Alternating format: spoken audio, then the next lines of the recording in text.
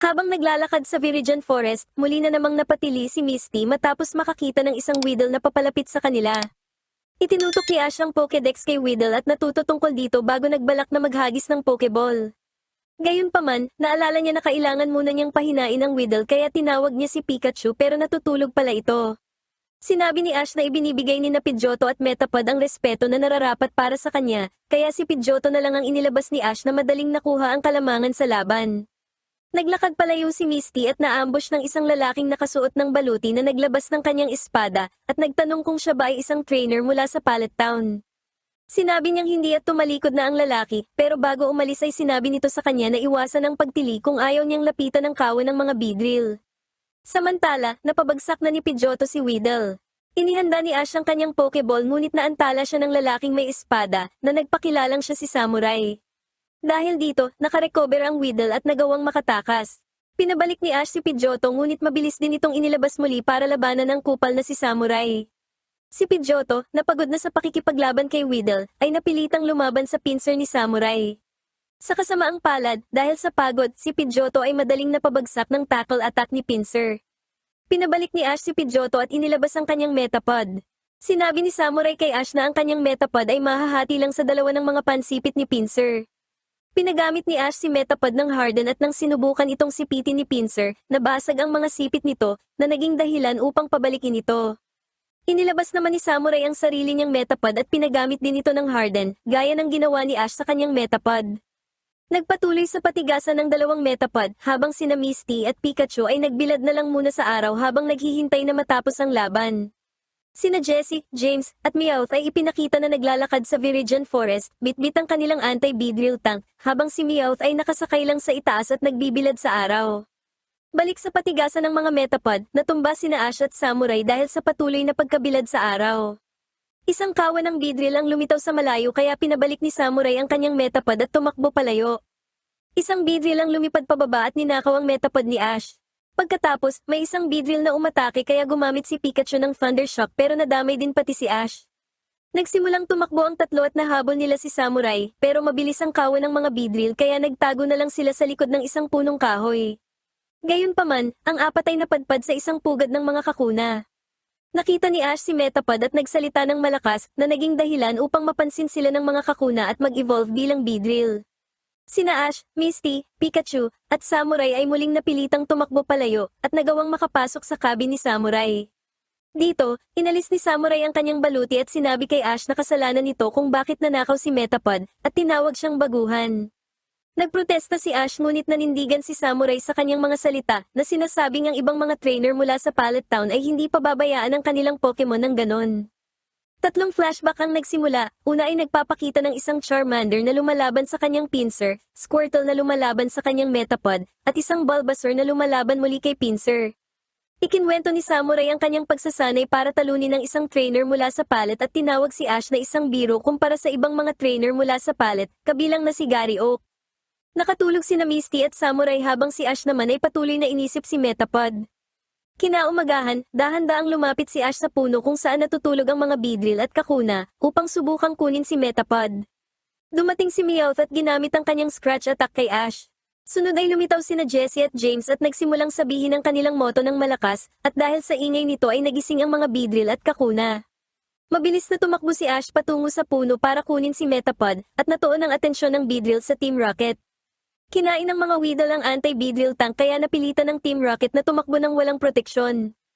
Nahanap ni Ash ang Metapod, humingi ng paumanhin at sinabihan itong pumasok sa kanyang Pokeball, ngunit tumanggi si Metapod dahil masama pa rin ang loob nito na iniwan ito ni Ash. Binuhat ni Ash ang Metapod at tumakbo palayo ngunit nadapa siya.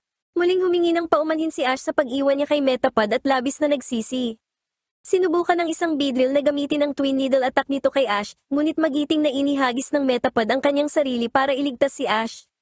Lumipad palayo ang Beedrill at nag-evolve si Metapod bilang Butterfree. Pinagamit ni Ash si Butterfree ng Slip Powder attack para patulugin ang mga Beedrill, kung saan nahuli rin sa powder ang Team Rocket at ang mga Weedle. Pinuri ni Samurai si Ash dahil mahusay nitong nagamit ang kanyang Butterfree kahit kanina lang ito nag-evolve. Pagkatapos nun ay itinuro ni Samurai sa kanila ang dulo ng kagubatan at sinabi sa kanila na ang daan ay magdadala sa kanila sa Pewter City.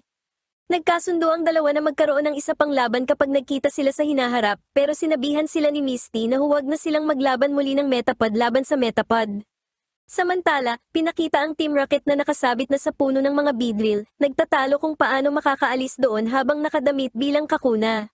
Naghuhukay ng butas sina Jessie, James, at Meowth para bitagin sina Ash, Misty, at Pikachu. Naghukay sila ng butas at tinakpan ito ng lupa, gayunpaman, sa sobrang galing ng kanilang pagkakatago ay nakalimutan nila kung nasaan ito. Nahulog sila sa sarili nilang bitag at natabunan sila ng lupa. Sina Ash, Misty, at Pikachu ay nakitang naglalakad sa hangganan ng Pewter City at nakatagpo ang isang matandang lalaki na nagngangalang Flint, na nagbebenta ng mga batong souvenir ng Pewter City. Ipinakita sa kanila ni Flint ang daan patungo sa Pokemon Center kung saan nila nakilala ang Nurse Joy ng Pewter City na nakilala naman si Ash. Sinabi ni Nurse Joyce na nalilitong si Ash na nakilala niya ito matapos makausap ang kanyang kapatid sa Viridian City. Itinuro ni Nurse Joy ang isang poster na nag-aanunsyo ng mga regional championship at sinabi ni Ash na lalahok siya kapag nakakuha na siya ng sapat na mga badge. Dumating si Flint at tinanong si Ash kung balak nitong hamunin ang lokal na gym leader na si Brock at umalis ito ng tumatawa matapos marinig kung gaano kakumpiyansa si Ash. Pinag-usapan ni na Ash at Misty ang darating na gym battle sa isang restaurant at nag-alok si Misty ng tulong na tinanggihan naman ni Ash. Sinabi ni Misty na hindi matatalo ni Ash si Brock at umalis, kaya naiwan si Ash na magbabayad ng bill. Bumalik si Ash sa Pokemon Center at kinuha ang kanyang mga Pokemon. Nagpunta siya sa Pewter City Gym at hinamon si Brock sa isang laban. Tinanong ni Brock si Ash kung ito ba ang kanyang unang laban at pagkatapos ay ipinaliwanag ang mga espesyal na panuntunan na kasama sa mga gym battle. Inilabas ni Brock ang gym field sa loob mismo ng gym, kaya napilitang tumakbo palayo sina Ash at Pikachu. Nagsimula ang gym battle kung saan ipinadala ni Ash si Pikachu sa gym field at inilabas naman ni Brock ang kanyang Rocket Ground-type Pokemon na si Onix. Tumakbo pabalik si Pikachu at pinindot ang Pokeball ni Pidgeotto ngunit ibinalik siya ni Ash sa laban. Ginamit ni Onix ang bind attack nito kay Pikachu, na sumagot naman sa pamamagitan ng paggamit ng Thunder Shock na walang epekto kay Onix.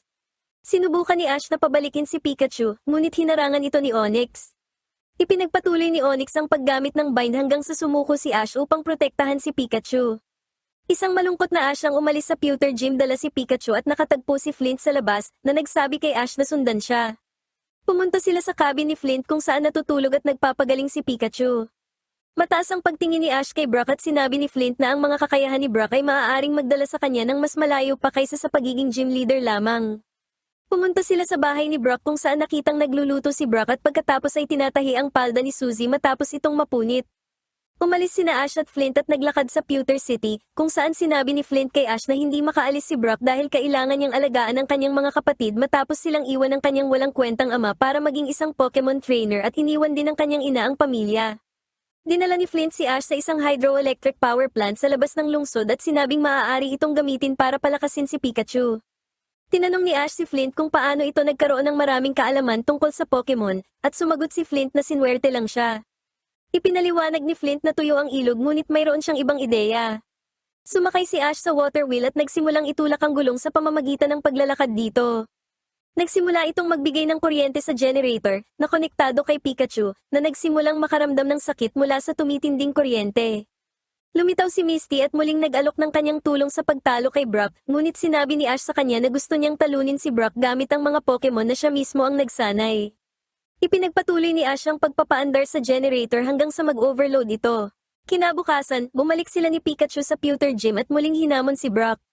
Sinimulan ni Brock ang laban gamit ang kanyang Geodude habang pinili naman ni Ash si Pidgeotto. Pinagamit ni Ash si Pidgeotto ng Gust Attack na nabigong magdulot ng anumang pinsala at nagsimulang subukan ni Geodude na suntukin si Pidgeotto, habang natutunan ni Ash ang isang bagay na alam na ni Brock, ang mga flying Pokemon ay mahina laban sa mga rock Pokemon. Ipinakitang nanonood si Misty mula sa itaas, kasama ang mga kapatid ni Brock. Bumagsak si Pidgeotto sa sahig, pagod na pagod dahil sa kahinaan nito laban sa isang rock-type Pokemon, at pinabalik ni Ash si Pidgeotto habang ipinasok naman si Pikachu sa laban. Gumamit si Pikachu ng isang malakas na Thunder Shock at napabagsak niya si Geodude. Pinabalik ni Brock si Geodude, na pagtantong mahusay na sinanay ni Ash si Pikachu. Nang inilabas ni Brock si Onix, natakot si Pikachu at walang habas na nagpakawala ng Thunder Shock sa buong paligid. Gayunpaman, nahuli pa rin ni Onix si Pikachu gamit ang Bind Attack. Nagpakawala si Pikachu ng isang Thunderbolt Attack na nagdulot ng sakit kay Onix, ngunit nang maubusan ng lakas si Pikachu ay ipinagpatuloy ni Onix ang Bind Attack nito. Sinabihan ni Brock si Onyx na bitawan na si Pikachu ngunit tumanggi si Ash na tapusin ang laban. Bumukas ang mga sprinkler sa gym dahil sa apoy na ginawa ng Thundershock ni Pikachu at sinabi ni Misty kay Ash na ang mga rock type ay mahina laban sa tubig sa kabila ng pagiging malakas laban sa flying Pokemon. Salamat sa tubig at sa Turbo Charge, nag-trigger si Pikachu ng isang electric attack na nagpahina kay Onyx hanggang sa puntong bumagsak ito. Sinabihan ni Ash si Pikachu na tapusin na ito, ngunit pinigilan siya ng mga kapatid ni Brock. Sinabihan ni Brock ang kanyang mga kapatid na hayaan si Ash dahil ito ay isang opisyal na laban, bagamat sinabi ng kanyang mga kapatid kay Brock na hindi nila kayang panoorin si Onyx na masaktan pa dahil alam nila na labis ang pagmamahal ni Brock sa kanyang mga Pokemon. Napagtanto ni Ash na hindi niya talaga matatalo si Brock kung hindi bumukas ang mga sprinkler at pinabalik si Pikachu. Kinalaunan, sina Ash at Pikachu ay nakitang naglalakad palayo sa Pewter City ngunit pinigilan ni Brock na humabol sa kanila. Ibinigay ni Brock kay Ash ang kanyang unang badge, ang Boulder Badge, at sinabi kay Ash na matagumpay siyang natalo nito sa labanan at sa pagiging mabait sa Pokemon. Sinabi ni Brock kay Ash na hindi siya makaalis dahil kailangan niyang alagaan ang kanyang mga kapatid. Lumitaw si Flint at tinanggal ang kanyang disguise na nagbunyag na siya ang walang kwentang ama ni Brock. Inihayag ni Flint na hindi niya maharap ang kanyang pamilya matapos mabigong maging isang Pokemon trainer ngunit hindi na niya dapat takasan ang kanyang mga responsibilidad bilang ama. Tinanong ni Ash si Flint kung bakit siya tinulungan nito at hindi si Brock, kung saan sumagot si Flint na pinapaalala ni Ash sa kanya ang kanyang sarili dahil mukha rin itong mahinang nilalang. Sinabihan ni Flint si Brock na umalis upang tuparin ang kanyang mga pangarap.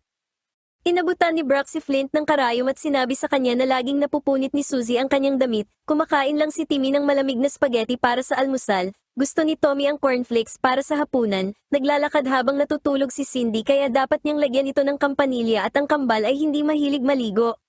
Sina Ash, Brock, at Pikachu ay nagsimulang maglakad palayo. Nagpasalamat si Brock kay Ash sa pagpayag na sumama siya sa paglalakbay nito at itinuro si Misty, na patuloy na hinahabol si Ash para sa isa pang bisikleta o sa pera para makabili nito. Nagpasya si Ash na tumakbo palayo, kasunod sina Pikachu at Brock sa pagtatangkang matakasan si Misty ngunit hinabol sila nito. Samantala, nakalabas na sina Jessie, James, at Meowth mula sa lupa pero natapakan sila ng tumatakbong sina Ash, Pikachu, Brock, at Misty at muli silang nahulog sa butas. Masayang naglalakad sina Ash, Brock, Misty, at Pikachu patungo sa Cerulean City. Bigla silang nakarinig ng isang sigaw at nakakita ng isang kawan ng mga zubat na sumasalakay sa isang lalaki. Pinagamit ni Ash si Pikachu ng Thundershock upang bugawin ang mga zubat pabalik sa kuweba. Isang nagpapasalamat na Seymour ang biglang tumayo at niyakap si Ash ng napakahigpit kaya gumamit si Pikachu ng Thundershock para makawala sa pagkakaipit sa kanila. Ang lalaki ay nagsimulang magpasalamat kay Ash sa pamamagitan ng tula at nagpakilalang siya si Seymour na siyentipiko. Pagkatapos ay pumasok sila sa loob ng kuweba kung saan nakita nilang maliwanag ang paligid, may maraming pares na nagtatanim ng kanilang mga kabute at isang Sandshrew na pagod dahil natutuyo ito sa init ng mga ilaw. Tinanong ni Misty si Seymour kung bakit may umaatake sa kuweba at nagsimulang ipaliwanag ni Seymour ang kanyang teorya tungkol sa Moonstone, na nagsasabing ang Moonstone ay mula sa kalawakan at tumutulong na palakasin ang kapangyarihan ng mga Pokemon, habang muling gumagamit ng tula para ipahayag ang sarili. Sinabi ni Misty na ito ay isang orihinal na teorya at matapos ang kabadong pagsang-ayon ni Ash sa teorya ni Seymour, isang Clefairy ang dumaan habang may hawak na maliit na bato. Sinubukan ni Ash na hulihin ang Clefairy ngunit pinigilan siya ni Seymour, na nagpapaliwanag na dapat hayaan lang mamuhay ang Clefairy sa loob ng kuweba. Ang Clefairy, na pumasok sa isang tunnel sa gilid ay humingi ng saklolo dahil inambush ito ni Meowth ng Team Rocket. Napagtanto ni Ash na ang Team Rocket ang nasa likod ng mga ilaw sa kuweba, at matapos gawin ang kanilang pagpapakilala, inamin nila ang kanilang plano na nakawin ang Moonstone para palakasin ang kanilang mga Pokemon. Sinabi ni na Jessie at James na naiinggit lang si Ash dahil hindi nila siya papayagang sumama sa kanila, habang iginiit ni Ash na kailanman ay hindi siya sasama sa Team Rocket. Isang laban ang sumunod, kung saan inilabas ng Team Rocket sina Ekans at Koffing, habang inilabas naman ni Ash si Butterfree at inilabas ni Brock ang kanyang bagong zubat, na inanunsyo niyang nahuli niya pagpasok sa kuweba. Gumamit ang Koffing ng Smog, na tinangay naman ang whirlwind attack ni na Butterfree at Zubat. Ginamit ni Ekans ang bite attack nito kay Butterfree at ang Koffing naman ay gumamit ng tackle kay Zubat. Ipinakitang dahan-dahang tumatakas si Meowth habang gumagamit si Zubat ng Supersonic. Ang mga nalitong sina Ekans at Koffing ay nagsimulang atakihin ang isa't isa na ikinagulat ni na Jessie at James. Sinamantala ni Ash ang pagkakataon sa pag-uutos kay Butterfree na gumamit ng whirlwind na nagresulta sa malakas na hangin na nagpatalsik sa Team Rocket palabas ng kuweba. Gayunpaman, napansin ni na Ash at Brock na hindi natangay si Meowth kasama ang Team Rocket. Ipinakita ang Clefairy na lumalabas ng kuweba na sinusundan ni na Misty at Seymour sa likuran. Muling inambush ni Meowth ang Clefairy kaya tumalon ito pababa at tumama kay Misty, na naging dahilan upang mahulog sila ni Seymour sa tubig. Sumunod si Meowth ngunit mabilis siyang natalo ng Staryu ni Misty gamit ang Swift at Water Gun. Nang papalubog na ang araw, pinakain ni Brock sina Zubat at Butterfree ng sarili niyang gawang Pokemon food. Tinikman ni Seymour ang Pokemon food at sinabing hindi ito masama. Ipinakita si Pikachu na nakikipag-usap sa Clefairy, at nang mapansin ni Ash, umalis ang dalawa kasama sina Ash, Misty, Brock, at Seymour na nakasunod sa likod. Nakahanap sila ng isa pang kuweba at pumasok sa loob, kung saan nakita nila ang core ng Moonstone na nagniningning sa ilalim ng liwanag ng buwan. Naglagay ang Clefairy ng maliit na piraso ng Moonstone sa paanan ng core, at nagsimula itong magliwanag. Ang mga Clefairy ay nagsimulang tumalon at umikot ng sabay-sabay sa paligid ng Moonstone, maliban sa Clefairy na sinundan ni na Ash, Misty, Brock, Seymour, at Pikachu. Sinubukan ni Pikachu na sabihin kay Ash ang dahilan kung bakit gusto ng mga Clefairy ang Moonstone. Napagtanto nila sa huli na sinasabi ni Pikachu na ang mga Clefairy ay nananalangin sa Moonstone, at sinabi ni Seymour na talagang totoo ang kanyang teorya. Muling lumitaw ang Team Rocket at muling hinamon ang grupo para sa Moonstone. Isang kabado na Seymour ang tumayo laban sa Team Rocket at tumakbo patungo sa kanila, ngunit pinatid siya ni Meowth kaya nawala ang kanyang salamin sa mata. Muling inilabas ni na Jessie at James sina Koffing at Ekans, habang sina Pikachu at Onix naman ang ginamit ni na Ash at Brock. Sinabihan ni Jessie si Ekans na pumunta sa ilalim ng lupa habang gumagamit si Koffing ng smokescreen para gumawa ng panglito. Inilabas ni Ash si Pidgeotto para ipatanggal ang smokescreen at dito nalaman ng grupo na ang Team Rocket ay naghukay ng malaking butas at nakatakas dala ang Moonstone. Inutusan ni Brock si Onix na sundan sila sa butas at ang tatlo ay tumakbo palabas ng kuweba. Isang Clefairy ang nag-abot kay Seymour ng kanyang salamin at sinabi ni Seymour sa kanila na dapat nilang subukang bawiin ang Moonstone. Sina Jessie, James, Meowth, Ekans, at Koffing ay ipinakitang nagpapadulas pababa ng bundok dala ang Moonstone, habang tumatawa sa kanilang matagumpay na pagnanakaw. Ang kanilang saya ay pinutol ni Onix, na humarang sa kanilang daan matapos lumitaw mula sa lupa. Lumitaw si Seymour at ang mga Clefairy mula sa butas at ang lahat ng mga Clefairy ay nagsimulang gumamit ng metronome, habang iwinawagayway ang kanilang mga daliri sa hangin. Sina Ash, Misty, Brock, Seymour, Jessie, James, at Meowth ay tumingin at nagbantay, naghihintay na makita ang mangyayari, habang sina Misty at Seymour ay nagsasalita kasabay ng metronome ng mga Clefairy. Ang metronome ay naging sanhi ng isang pagsabog na nagpatalsik sa Team Rocket sa malayo. Ang metronome ng mga Clefairy ay ipinakitang nagdulot ng butas sa lupa at ang core ng Moonstone ay tila nawasak. Ang mga piraso ng Moonstone ay nagsimulang mahulog mula sa langit at ang ilan ay tumama sa mga Clefairy, na naging dahilan upang mag-evolve sila bilang mga Clefable. Pagkatapos nun ay pinakita ang mga Clefairy at Clefable na sumasayaw sa paligid ng core ng Moonstone sa loob ng kuweba. Pagkatapos ay inanunsyo ni Seymour ang kanyang balak na manirahan doon kasama ang mga Clefairy at Clefable dahil pangarap niyang mahanap ang Moonstone, at balang araw ay maglalakbay siya sa kalawakan kasama nila. Kinaumagahan ay iniwan na nina Ash, Misty, Brock, at Pikachu sina Seymour at ang mga Clefairy at mga Clefable sa kuweba. Habang naglalakad patungo sa Cerulean City, nakakita sila Ash ng isang karatula na nagtuturo sa kanila ng tamang direksyon. Ganun pa man, napansin nila na may nagsulat sa karatula, at nang sinuri ito ni Ash ay nalaman niya na si Gary pala ang nagsulat at nilagay nito na si Ash ay loser. Galit na tumakbo si Ash para subukang habulin si Gary.